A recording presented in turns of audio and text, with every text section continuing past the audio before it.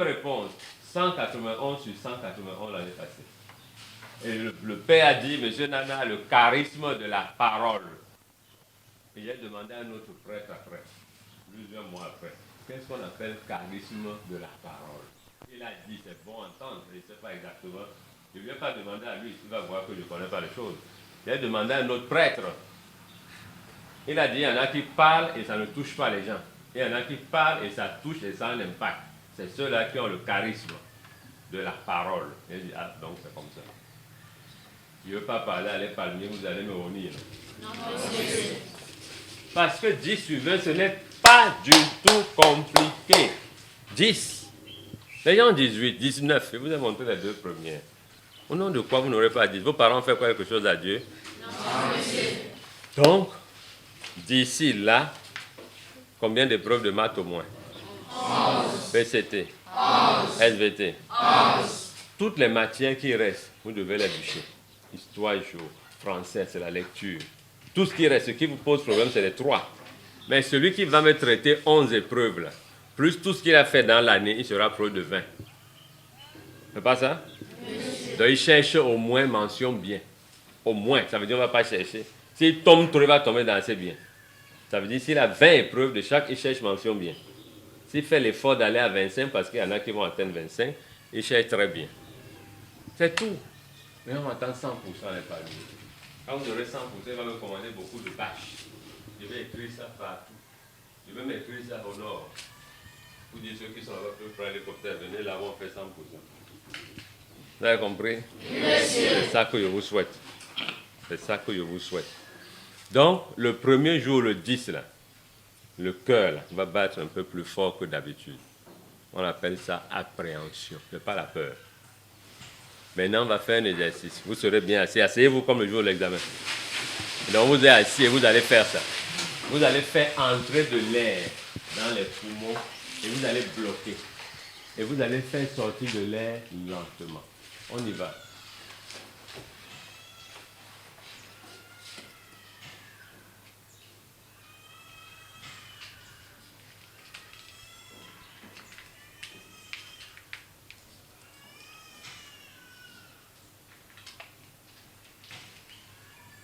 Donc après 3 fois, le cœur doit battre au rythme normal. Quand ça a fini, quand vous avez fini cette expérience, vous faites ça tous les jours. Hein. Il n'est pas dit que si le cœur ne bat pas, c'est grave. Il n'est pas d'aller dire le jour là. Si le cœur ne bat pas, vous êtes préparé, c'est tout. Mais généralement, 9 fois sur 10. C'est normal, vous voyez les grands footballeurs qui gagnent des milliards, quand ils rentrent au terrain, il y en a qui touchent le sol, ils regardent en haut. Ils veulent enlever le tract, c'est ça.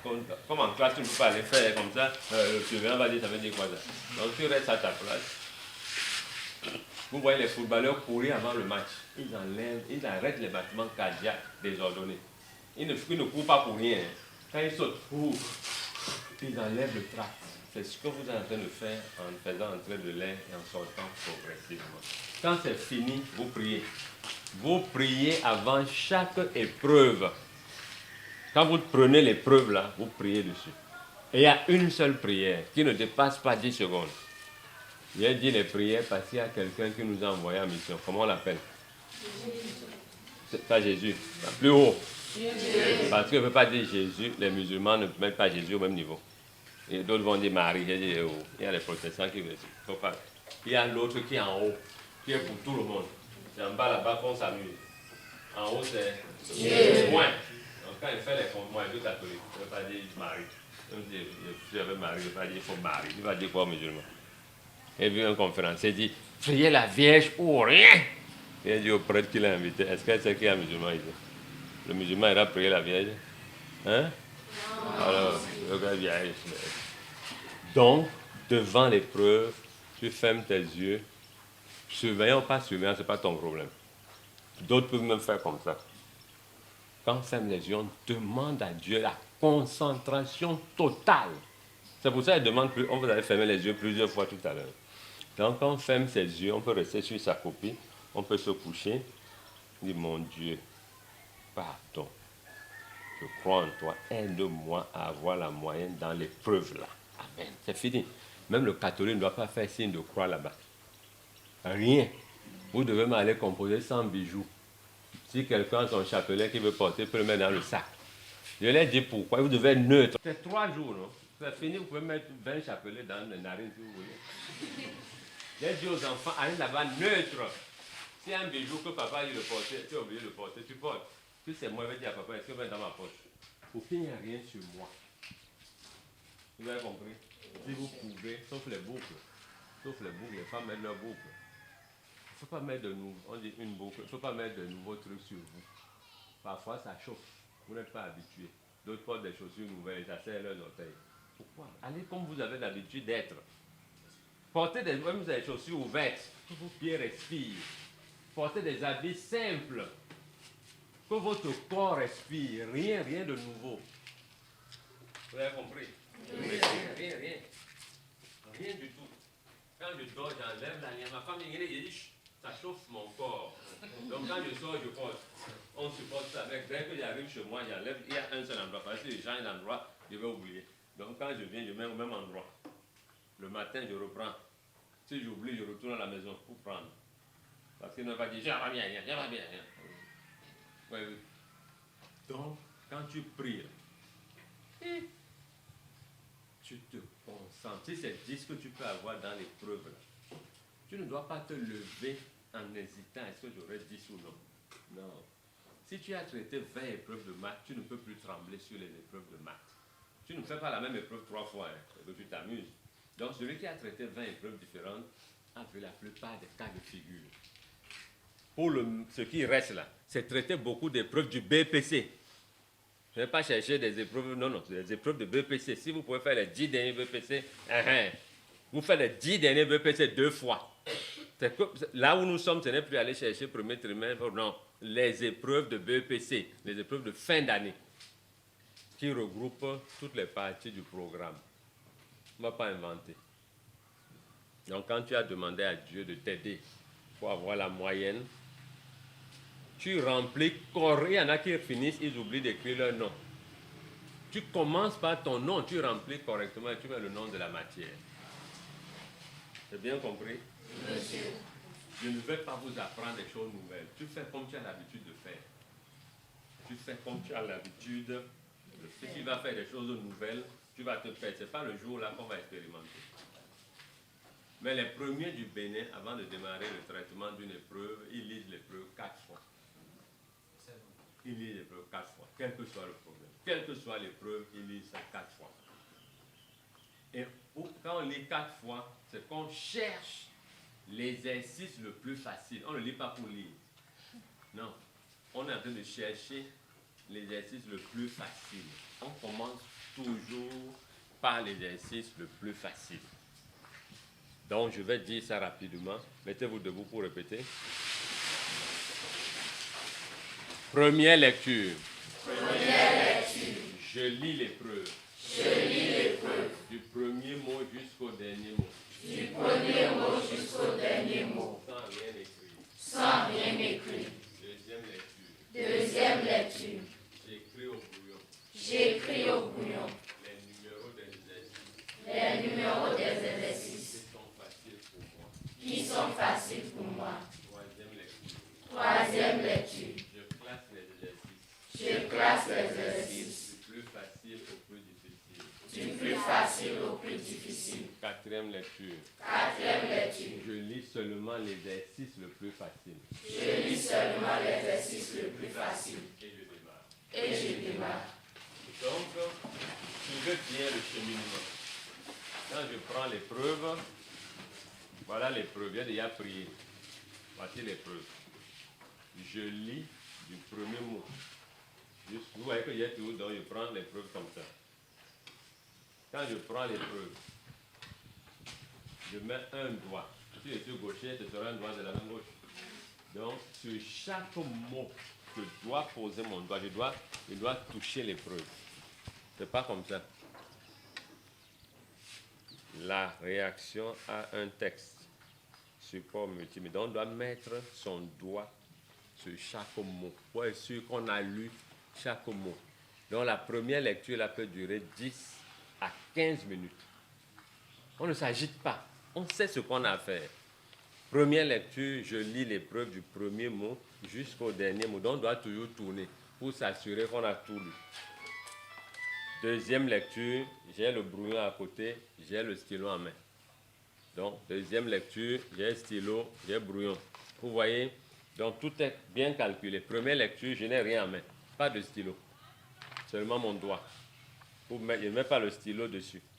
Non, je mets mon doigt, je dois sentir l'épreuve. C'est un lien entre l'épreuve et moi. Quand vous touchez, vous faites comme ça, il y a beaucoup de choses qui viennent en vous. C'est différent du stylo qui fait comme ça. Vous ne sentez pas. Vous devez toucher le papier. Vous avez compris? Bien sûr. Donc quand tu touches le papier, traditional memory in Africa, voilà, tu touches. Il y a un lien entre tes yeux, ton doigt et la matière.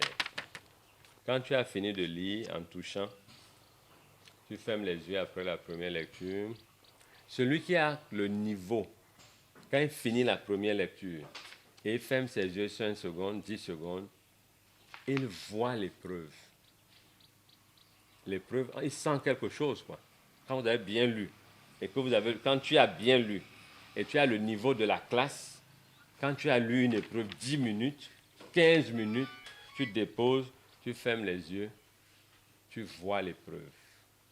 L'épreuve entre en toi, toi-même tu entres dans l'épreuve. Tu sens déjà quel est l'exercice qui te paraît facile. Tu le sens. Tu n'es pas encore sûr, mais tu sens déjà que, telle partie-là, je l'ai comprise. Tu as compris? Donc maintenant, tu prends le stylo, brouillon à côté. Tu relis toute l'épreuve. Maintenant, tu es encore plus concentré. Parce que tu vas écrire au brouillon les numéros d'exercices qui te semblent faciles. Donc tu le sais, tu sais pourquoi tu fais la deuxième lecture. C'est pas que tu lis, tu sais.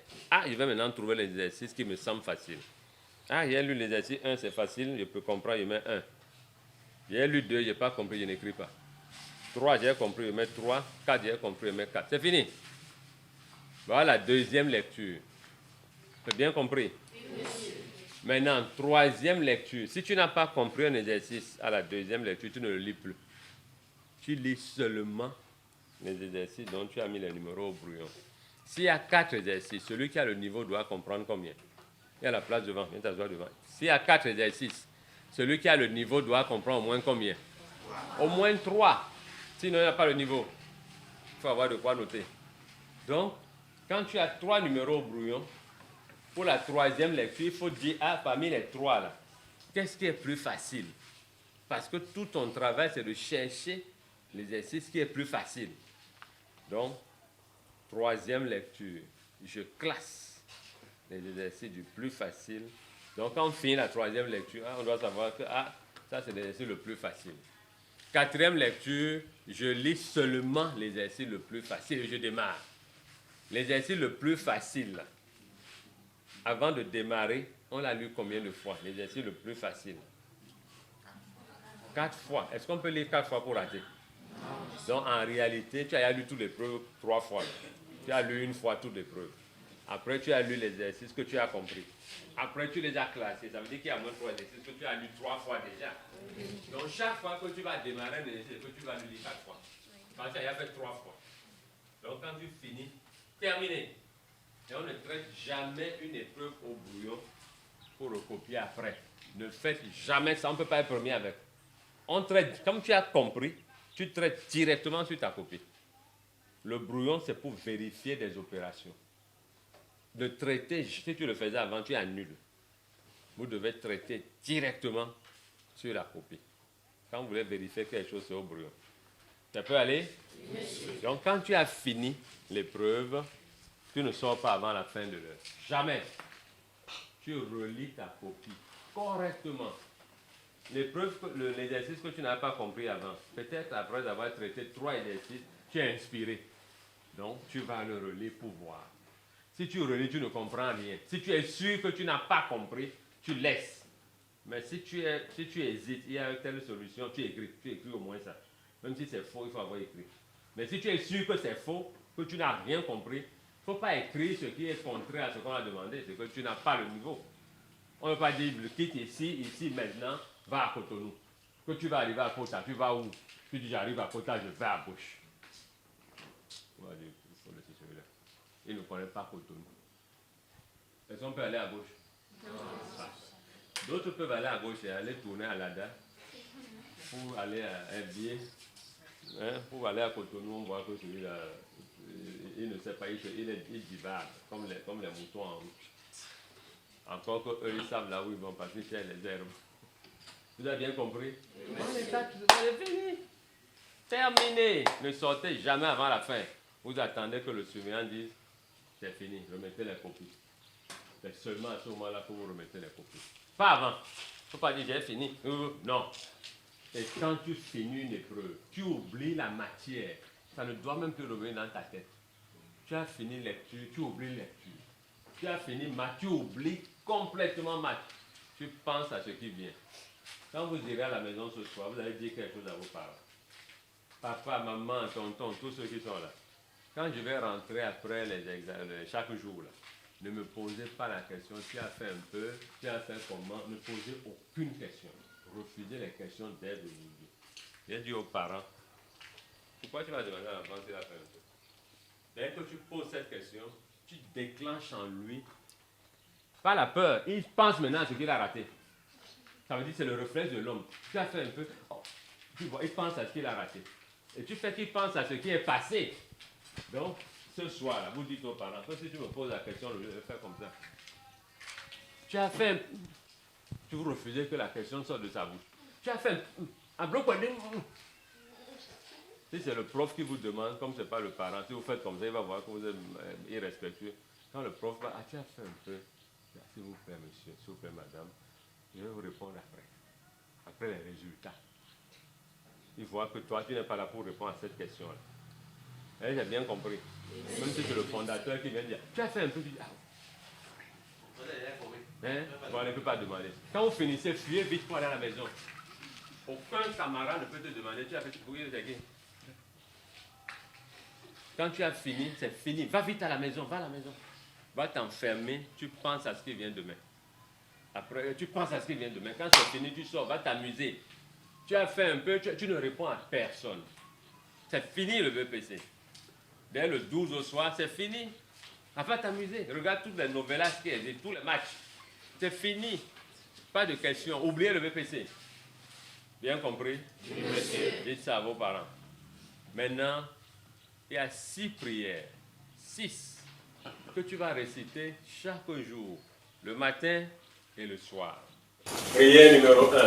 Je prie pour que je me porte bien. Prière numéro 2. Je prie pour que je compose bien. Prière numéro 3. Je prie pour que ma copie soit bien corrigée. Prière numéro 4. Je prie pour que mes points soient bien comptés. Prière numéro 5. Je prie pour que mes notes soient bien reportées. Prière numéro 6. Je prie pour que ma moyenne soit bien calculée. Ok.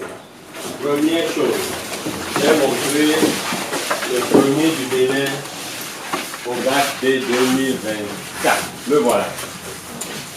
Le premier du Bénin au bac D. J'ai imprimé tous les premiers de tous les départements. Et là, le premier du Bénin. À 2 semaines du bac, il a eu des maux de ventre. Ses parents l'ont amené à l'hôpital de toute urgence et on l'a opéré. Il est allé composer avec le ventre ouvert, avec les pansements, avec une grande plaie. Il est sorti premier du Bénin. J'ai dit à son père, parce que le petit a été premier au CEP, j'ai mis sa photo du CEP. En 2017, il était premier du Bénin au CEP. Et il m'a promis, je lui ai demandé en 2017, devant 800 personnes, de me faire une promesse. Et il a dit, moi, Amouzou et Léonard Pierre Asseyé, premier du Bénin au CEP 2017, je m'engage à être le premier du Bénin au BEPC 2021.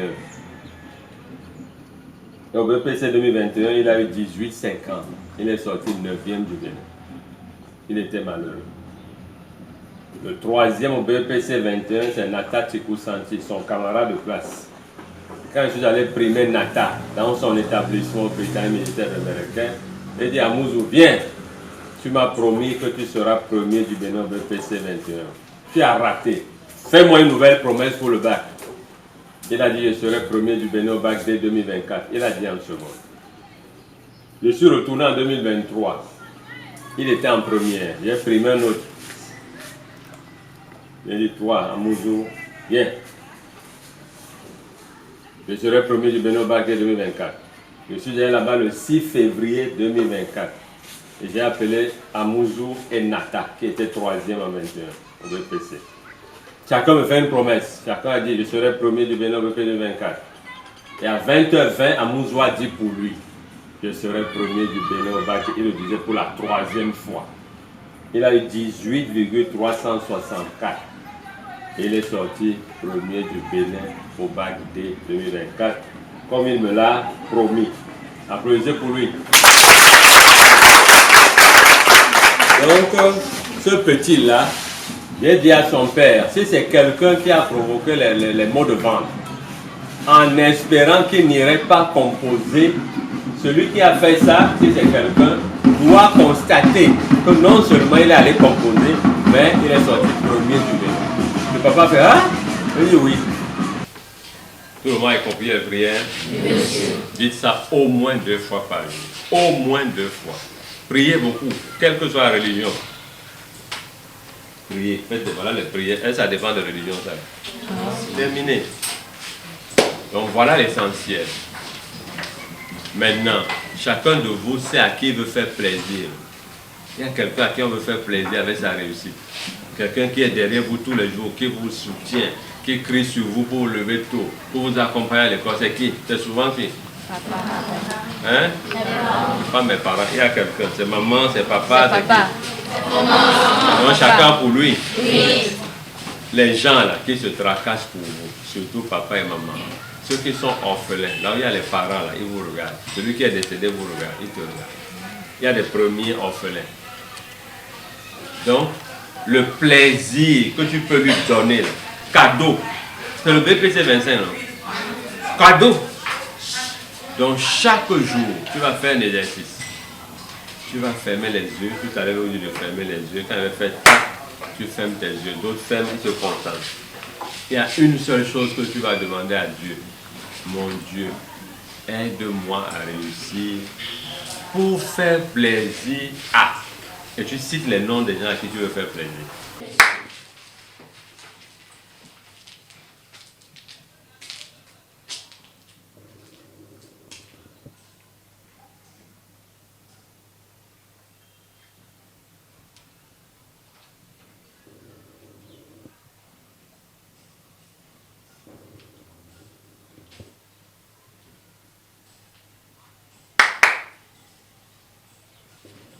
Pour les enfants de troisième d'abord, main gauche sur la poitrine. Bras droit tendu, collé à l'oreille droite. Quand il dit bras droit, c'est qui est rouge. Le bras droit en haut. Chacun connaît son bras droit. C'est bon? Vous allez me dire, j'ai le BPC 2025. Plus fort.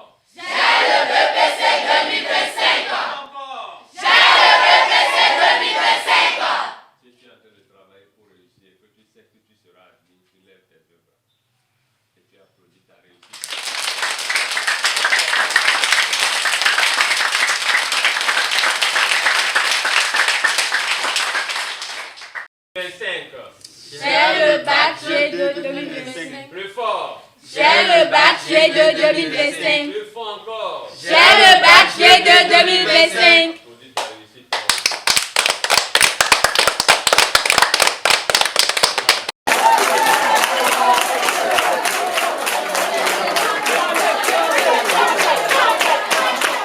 C'est une séance que nous avons initiée pour vous coacher, pour vous motiver. Parce qu'il ne s'agit pas seulement de travailler. Il faut que vous aussi vous compreniez que le travail que nous faisons là, c'est aussi pour nous-mêmes et pour vous-même. Très important. Il faut aussi des séances, même dans les grands pays du monde, quand on fait programmation de révision, on pourra aussi donner des séances de coaching pour parler aux candidats, pour chacun puisse savoir vraiment sa mission, ses obligations, ses devoirs. Et je l'ai déjà dit plusieurs fois, le BPC est individuel. Ce n'est pas parce que je travaille en groupe avec mes amis, parce que je viens tout le temps à l'école que je suis d'office admis au BPC. Non. Il faut une organisation personnelle et surtout la reprise individuellement de quoi? Des épreuves. C'est ça le secret pour passer. Et ce que je vous ai dit la dernière fois, si vous passez des heures sur une épreuve à réfléchir, quand l'épreuve revient une fois les amène là, vous vous rappelez le temps perdu devant l'épreuve, à table, sur la terrasse ou bien quelque part dans une salle. Et ce temps perdu vous vient en aide facilement. Et vous passez de l'autre côté. Ce matin, nous sommes venus parce que nous voulons vous envoyer en mission. Nous voulons avoir 100% au BPC 2025. Donc, ceux-là, M. Nana a posé la question, a voulu voir ceux-là qui ont la possibilité, ceux-là qui sont déjà prêts ou prêts à acheter le guide. Et vous êtes levés, vous avez dit que vraiment, vous êtes prêts même à laisser votre déjeuner. C'est peut-être les 200 francs qu'ils ont pris ce matin, d'autres c'est les 300 qu'ils ont pris ce matin, d'autres c'est peut-être les frais même de transport pour aller à la maison qu'ils ont pris, ils ont dit avec le courage. C'est très fort. Ils ont dit c'est vraiment, je préfère même marcher pour rentrer. Je préfère ne pas manger aujourd'hui et demain. D'autres c'est le déjeuner de la semaine qu'on les a laissés, qu'ils ont dit bon, je vais acheter dedans. Donc j'espère que c'est le week-end maman qui est avec eux. Le week-end pas dire ramène-moi la monnaie ce soir. Et il veut, même sans consulter son père, là pour le courage de dire je vais acheter le livre là. Ça, j'admire votre courage et votre manière de faire. C'est ça qu'on appelle l'audace. C'est ça qu'on a besoin. D'accord? Mais puisque moi je suis là, nous sommes là pour tout le monde. Il ne s'agit pas de... vous n'avez pas acheté. L'école, le groupe scolaire, les palmiers prend en charge tout ce qui sera dit ce matin. Maintenant, vous autres qui êtes là, et que je demande tout à l'heure à Nana s'il a d'autres livres, d'autres fiches d'engagement là. Donc il va essayer de vous donner. Tout le monde aura ce qu'on a pris ce matin. Tout le monde aura ça. Maintenant, il y a d'autres livres. Là, il y a quoi, le secret du premier au bac D, tout ça là. Après le bac, le succès. Donc, ce truc-là, vous l'avez peut-être acheté avec votre argent. Et chacun va faire ce qu'il veut. Donc, c'est un peu ça. Le complexe scolaire Les Palmiers, situé à Abomey-Calavi, dans l'arrondissement de Tokba, a décidé d'envoyer en mission tous ses candidats au BPC 2025. Pour cela, il a pris en charge l'achat de 5 fascicules le jour des premiers contenant des épreuves de maths PCT corrigées pour chacun des candidats. Donc chaque candidat du complexe scolaire Les Palmiers Calavi recevra 5 livres différents et il a la lourde mission de traiter tous les exercices, toutes les épreuves qui sont dans ces livres. Le seul taux de réussite qu'attend le complexe scolaire Les Palmiers Calavi, c'est 100% au BPC 2025. Et le groupe Le Jour des Premiers souhaite à tous les candidats du complexe scolaire Les Palmiers Calavi la réussite au BPC 2025. Donc aujourd'hui, je remets au fondateur le lot des documents qu'il a achetés. Alors,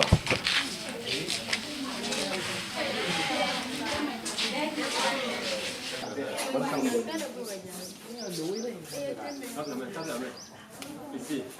On fait vite.